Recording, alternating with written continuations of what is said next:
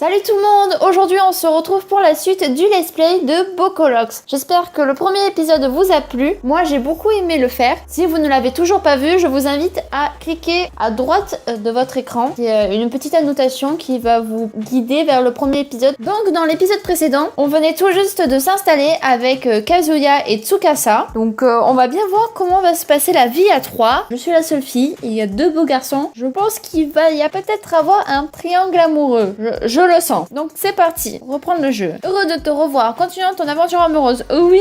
Donc c'est parti. J'ai fini d'enfoncer mes dernières chaussures dans une valise, haletant légèrement. Cela m'avait pris tout le week-end, mais j'avais finalement réussi à faire toutes mes valises. Et pour cause, l'une des raisons pour lesquelles cela avait pris autant de temps était que je n'arrêtais pas de me perdre dans mes pensées à chaque fois que je trouvais un souvenir. Il y avait ce gros rocher qui avait ébréché ma dent de lait quand j'avais rencontré Tsukasa. Waouh, c'est super. J'avais couru sur l'aire de jeu quand je suis tombée tête la première sur le rocher. Waouh, ça a dû donner une très bonne impression pour Tsukasa. Tsukasa avait été le premier à mes côtés avec ses longs membres et ses épaisses lunettes.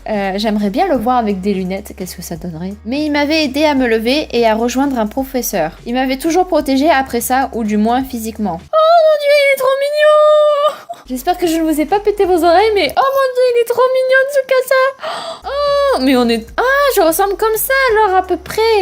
Là, différemment des autres Otome Game, on voit notre visage, on a des yeux et une bouche. Enfin, on a des yeux. Parce que dans les autres Otome Game, tu n'as pas d'yeux. Voilà, tu as juste une bouche et tu n'as pas d'yeux. Je ne sais pas pourquoi. Peut-être pour qu'on s'identifie plus facilement au personnage, mais je trouve que c'est mieux de rajouter les yeux et tout ça. Voilà, ça nous donne une image, on va dire, un peu plus sur nous. Oh, une vieille photo tomba de mes livres. C'était le petit homme en peluche qu'il m'avait fait. Ah oui, vraiment petit, hein. Notre école avait animé un événement spécial pour les pères et je n'en avais pas invité. Le mien a disparu plusieurs années plus tôt. Ah merde. Les enfants peuvent être très froids et les plus terribles m'embêtaient pendant la semaine. J'avais essayé de ne pas m'énerver mais Tsukasa l'avait su. Il avait donc cousu le petit homme par lui-même. Je ne pourrai jamais oublier le regard dans ses yeux quand il m'a dit m'avoir fait un père, afin que je puisse dire à toutes les brutes de la fermer. Oh mais c'est trop mignon. Il faut sortir avec lui. Il faut absolument sortir avec lui. On va tout faire pour sortir avec Tsukasa. Il est vraiment trop mignon et trop chou. Il avait été une partie si importante de ma vie. Avait? Comment ça avait? Ce n'est plus le cas maintenant? Ça avait été horrible quand il partit. Et maintenant qu'il était de retour, comment me sentais-je? Assez avec les souvenirs. J'ai trop de travail à faire. Toc toc! Quelqu'un frappait à la porte. Non! Jure! J'y vais! J'ai entendu ma future ex-coloc se précipiter à la porte et l'ouvrir. Oh, je peux vous aider, monsieur? Salut, oui, est-ce que Aya est ici? Aya? Oui, bien sûr! Mais alors, si c'est notre ex-coloc qui nous répond, pourquoi elle s'appelle Aya aussi? Je me suis ruée sur mon lit, puis hors de la chambre pour voir Tsukasa se tenir à l'entrée du dortoir. Oh mon dieu, il est trop beau! Oh, je craque à chaque fois. Il était à la fois charmant et beau dans un chandail décontracté. Et qu'est-ce que tu fais ici? Je faisais du shopping dans les alentours pour te trouver un cadeau de fin d'études. Oh, c'est trop mignon! Puis j'ai réalisé que mon temps serait mieux utilisé si je t'aidais à déménager. Donc j'ai naturellement pensé t'aider à transporter quelques affaires vers notre nouvel endroit. C'est très gentil de ta part, j'apprécie. Pas de problème, c'est vraiment le moins que je puisse faire. Il réunit rapidement ma boîte restante et mes valises. Puis il sortit. Il était si efficace qu'il ne me restait qu'un sac à porter. Alors c'est qui le mec mignon? Alors elle s'appelle vraiment Aya. Parce que c'est... Normalement, là c'est pas moi. C'est pas moi du tout. Hein. On a vu qu'on n'était pas comme ça. Hein. Elle s'appelle vraiment Aya. Camarade de... je sais pas quoi. Et elle a 22 ans. Ok, elle a le même prénom que nous. Ça peut prêter à confusion. On était amis lorsqu'on était petits. C'est mon coloc. Oh, j'aurais aimé emménager avec un cadeau aussi mignon. Je t'avoue que moi aussi. Hein. J'étais toute rouge et je me dépêchais de sortir. Mes colocataires de l'université avaient été adorables. Mais je ne voulais pas vraiment m'attarder pendant qu'elle reluquait mon meilleur ami d'enfance. Oh là là, vas-y, protège-le! Je rattrapais Tsukasa, son ombre me recouvrant. Je ne pouvais croire que le pleurnichard de mes souvenirs était devenu un adulte fort et je me demandais ce à quoi je ressemblais à ses yeux. Plutôt, je me demandais à quoi je ressemblais à ses yeux. Nous nous rendîmes au portail de notre nouvelle maison en titubant. Tsukasa semblait en pleine forme malgré la lourde charge qu'il transportait. J'étais sur le point d'appuyer sur la sonnette. Ah! Miaou! Oh, c'est trop mignon, Shiro! Et là, il fait son petit air innocent, là. J'ai rien fait. C'est pas moi. Oh mon dieu, c'est un chat. Est-ce que tu vis ici aussi? Je ne t'ai pas vu durant notre visite. Je suis désolée si c'est Shiro. Elle passe la plupart du temps à jouer dans les jardins. J'ai levé les yeux pour voir Kazuya se tenir au bout du chemin. Il avait une expression chaleureuse sur son visage alors qu'il se baissa et ramassa le chat. Elle est plutôt indépendante, mais vous n'avez pas à vous en faire pour elle. Pour tout vous dire, une fois qu'elle s'attache à vous, vous la trouverez plutôt affectueuse. Je me demande si l'on pouvait dire de même de Kazuya. Nous passâmes devant l'écrivain pour aller à ma chambre à l'arrière de la maison. Il nous suivit en caressant gentiment son chat du début à la fin. J'ai remarqué que ta chambre était un peu vide. J'ai donc ressorti quelques vieilles décorations si tu en veux. Je les ai posées sur la commode vide. J'ai jeté un coup d'œil et vis une statue Maneki Neko qui était juste tellement mignonne. Un bonsaï décoratif qui pouvait être placé sur la table et une lampe qui avait des cerisiers en fleurs peints sur l'abat-jour. Oh, c'est trop beau! Ah, je dois choisir. Alors, je préfère le Maneki Neko parce que j'aime les chats, hein, déjà, faut se le dire. Et c'est un chat qui porte bonheur. Donc, je vais choisir le Maneki Neko. Bah voilà, vous savez ce que c'est. Oh, il est trop mignon! Oh, j'aime le chat, je suppose que je vais garder celui-là, merci! Bien sûr, et il n'y a pas de quoi. Eh bien, j'ai mis le reste de tes affaires avec les autres boîtes. Tu peux donc les déballer à ton rythme pendant la semaine. Génial, merci! Je sais pas pourquoi j'ai pris une autre voix, mais voilà. Mon personnage mu, on va dire, voilà. J'ai fait un peu de thé dans la cuisine si l'un de vous a soif. Ouais, ça me va très bien. Nous nous promenâmes dans la cuisine plutôt moderne, tout en chrome avec des comptoirs en marbre blanc. Calmement, Kazuya alla chercher des tasses de thé pendant que Shiro serpentait entre ses pieds. Je ne pouvais pas m'empêcher de remarquer encore à quel point il était prudent autour de son chat. Aussi avec quelle délicatesse il manipulait la tasse de thé et la bouillarde. Merci pour le thé. De rien. Oh, est-ce que ce sont des cookies? Il tendit son bras vers le plat avec impatience. Tsukasa, la politesse est de demander avant de prendre quelque chose. Ouais, c'est vrai, hein. Il n'était pas entièrement différent du garçon avec qui j'ai grandi après tout. Ne t'en fais pas, j'ai fait ces cookies pour vous deux ce matin. Tu cuisines? Oui, c'est un de mes hobbies. C'est assez relaxant. C'est juste à peu près le meilleur marché de tous les temps. Loyer pas cher, un bon cuisinier et des chambres géniales. Même si les décorations étaient assez bizarres. Je lui ai donné un coup de pied sous la table. Quoi? Qu'est-ce que j'ai dit? Kazuya rit et Shiro franchit le seuil de la pièce alerte. Elle rôda vers la table avec de gros yeux fixés sur nous. Allons, Shiro, tout va bien. Le chat sauta sur son épaule en nous fixant pendant que Kazuya la réconfortait avec une caresse. Elle s'habituera à vous. Elle est tellement belle! Et je suis plus pour les chats moi-même. Chat et maître semblaient tous les deux lui donner de regards désapprobateurs.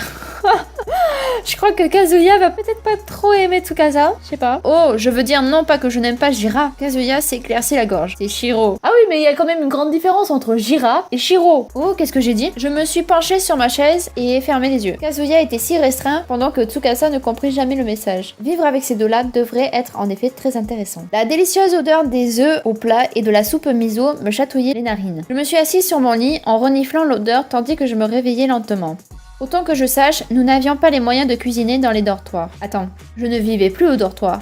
Et j'ai un colocataire qui peut cuisiner. C'est assez pour me faire sortir du lit et aller dans la cuisine. Bonjour la marmotte, tu as aussi senti l'odeur? Comment pourrais-je faire autrement? Les repas faits maison sont définitivement une luxure. Nous sommes entrés dans la cuisine pour voir que, effectivement, Kazuya était occupé. Ah, bouffé! Oh mon dieu! Oh, ah non, il est mieux en version manga comme ça, je suis désolée, mais il est mieux comme ça, hein. Ah non! Ah, mais vraiment, regardez ce... Oh, il est trop beau! Ah non. Mais là, regardez cette tête, elle est pas belle! Elle est vraiment moins jolie que sur la version manga. C'est clair et net. J'ai pensé que vous aimeriez tous les deux un repas chaud pour commencer la journée. Tu as raison, mon nouveau meilleur ami. Nous sommes tous les deux assis et Kazuya nous servit le délicieux petit déjeuner. Il s'assit à la petite table avec nous, silencieux, mais il avait l'air d'apprécier notre compagnie. Tsukasa, bien sûr, parlait sans cesse en mangeant avant d'engloutir sa soupe. C'était délicieux, coloc, mais je dois aller au travail. À plus tard. Nous le regardâmes sortir en courant, en oubliant de fermer la porte derrière lui. Rien légèrement, j'ai fait en sorte de fermer la porte d'entrée, puis de débarrasser la table. J'ai remarqué que nous avions ramené de la poussière à l'intérieur en emménageant hier. Si cela ne te dérangerait pas de me montrer où les produits de nettoyage sont, je vais nettoyer. Bien sûr, je vais me concentrer sur ma rédaction la majeure partie du matin. Oh cool, qu'est-ce que tu écris? Une aventure. Ça m'a l'air excitant. J'espère certes qu'il en sera ainsi. Il se leva et plaça sa vaisselle dans l'évier.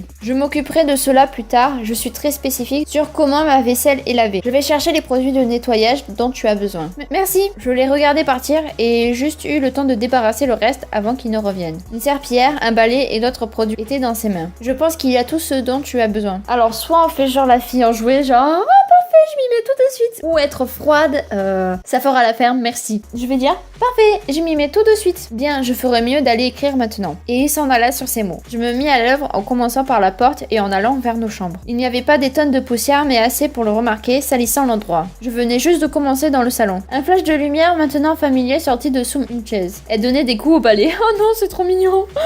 J'ai ri et l'ai fait bouger un peu. Quoi donc? Le vaillant Shiro défend-il son royaume du monstre balai maléfique? On joua pendant un peu plus longtemps avant que je n'entende des pas légers au bout de la pièce. J'ai vu Kazuya en levant la tête qui souriait légèrement en voyant Shiro. Bien sûr, Shiro remarqua son humain immédiatement. Elle courut vers l'écrivain serpentant entre ses pieds et miaulant doucement. Je ne pouvais m'empêcher de rire aux singeries du chat. Tu sais, elle me rappelle cette histoire que j'ai lue quand j'étais plus jeune. Oh, comment s'appelait-elle? Je me suis creusé la tête pour essayer de trouver la réponse. Je me souviens, l'aventure d'un chat. Waouh, c'est un titre épique. L'aventure d'un chat, c'est un titre curieux. Est-ce que l'histoire t'a plu? Bien sûr, c'était ma préférée pendant un court moment. J'ai complètement usé la reliure. Et qui était ton personnage préféré? Tu sais, j'aurais probablement dit le chat principal quand j'étais plus jeune. Mais maintenant que j'ai grandi, je m'identifie plus au soldat souris. Ah, lieutenant Moustache, je peux voir pourquoi tu pourrais l'aimer. Attends, tu connais le livre? Bien sûr, je l'ai écrit. Je me tenais là, bouche bée et rouge comme une tomate. Ah bah oui, mais quelle conne!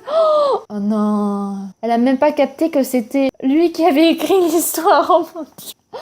Mais c'est une... Oh la boulette! Oh là là, la grosse boulette. Tu l'as écrit? Oui, mais c'était il y a assez longtemps. S'il te plaît, ne juge pas mon talent par ce court roman. Oh, il rougit! Oh, c'est chou! Mais ton nom n'était pas dessus, je m'en serais souvenu. Le ghost writing. Je devais commencer quelque part, j'ai commencé à écrire à 12 ans qui plus est. 12 ans? T'es sérieux? Ah, c'est pour ça alors qu'elle connaît certaines de ses œuvres. Il a commencé super tôt, c'est normal. Bien sûr, je ne suis plus âgée que toi que de quelques années. Quand as-tu lu le livre? Je suppose peu de temps avant que je ne sois une adolescente. Peut-être 11 ans minimum. C'est tellement fou de penser que tu étais un auteur publié pendant ton adolescence. Je suppose, vu que tu as lu mon livre, que dirais-tu d'un petit test? J'en serais ravie. Un petit test? Comment ça, un petit test? Moi je suis pas prête, parce que si je dois y répondre et que je connais pas l'histoire, je suis dans la merde, dans la grosse caca. Mais qu'est-ce que j'en sais? Mais je vais dire le cater parce que le chocolat tu peux pas et le raisin non plus, donc un cater. La cater, les oignons, l'ail et le chocolat et le raisin ne sont pas pour les chats, bah ça c'est sûr. Quoi? Mais qu'est-ce que j'en sais? À combien de kilomètres par heure un chat peut-il courir? Je sais pas, je sais vraiment pas, mais vous me posez de ces questions. Mais je vais dire 43 km/h. Ah ok. 48 km/h, le record d'Usain Bolt est de 43 km/h. Et celui d'un guépard est de 120 km/h. Ah d'accord. Combien d'heures un chat passe-t-il à dormir? Je vais dire au maximum, je vais dire 16 heures. Ouais, parce que ça dort beaucoup.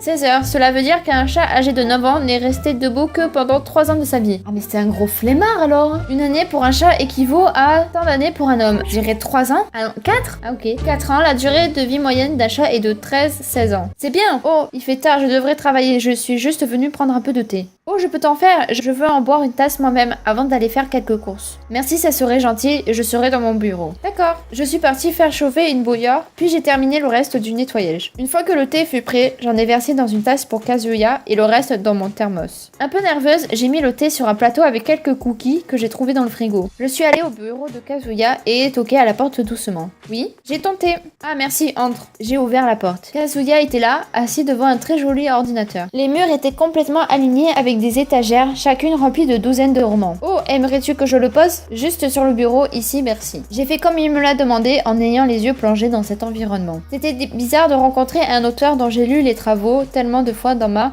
oui, où est la suite? On va dire dans ma jeunesse. Il était évidemment gentil et aimait Shiro, mais il avait encore cette aura de mystère autour de lui. Un mystérieux personnage. Je me suis vite retirée et me suis dépêchée de partir pour faire mes courses. La plus importante course était de faire des copies de mon CV. J'ai donc sauté sur mon vélo et me suis dirigée vers la ville. Je n'avais pas réalisé le temps que j'avais passé à la maison. Il était maintenant tard dans l'après-midi. Les gens marchaient dans les rues, faisaient du lèche-vitre tranquillement par ce beau temps. Et pourtant, j'étais quand même surprise quand je suis passée devant Tsukasa. Ah, Tsukasa! J'ai freiné et égaré le vélo et j'étais prête à dire salut. J'ai remarqué qu'il parlait à une belle blonde avec un doux sourire. Quoi? Comment ça? Oh mon dieu. C'est là que je vais à mon travail à mi-temps. Merci encore pour m'avoir réexpliqué la différence. Ça doit... Oh mon dieu. Oh, je le savais. Ayano. Oh mon dieu. Oh mon dieu. Est-ce que c'est une yandere elle aussi? Oh mon dieu. On est dans la merde si c'est une yandere. Oh là là. Oh putain de merde. C'est pas grave. En vérité, elle sait pas qu'on est nous-mêmes une yandere. Moi. Donc c'est pas grave. Si elle essaye de nous buter, on va la buter avant. Voilà. Le problème est résolu. Pas de problème. On me paie pour ça après tout. La belle fille rit, puis s'en alla en prenant un autre chemin. Je suis sûre si elle sera une rivale. Une très grande rivale pour Tsukasa. À tous les coups. Je me suis tournée pour m'en aller à vélo, incertaine des sentiments étranges que je ressentais. Ça, ma cocotte, ça s'appelle la jalousie. Ouais, Aya, que fais-tu ici? Ah merde, ils nous ont remarqué avant. Je fais quelques courses. Qui c'était? Dis-moi qui c'était. Mademoiselle Ayano, c'est une de mes étudiantes. Elle avait besoin d'un peu plus d'aide pour comprendre quelques concepts de notre programme. Vu que nous descendions dans la même direction, j'ai pensé pouvoir lui expliquer à nouveau. On veut dire en mode froid. Oh, c'est très gentil de ta part. Je fais juste mon boulot.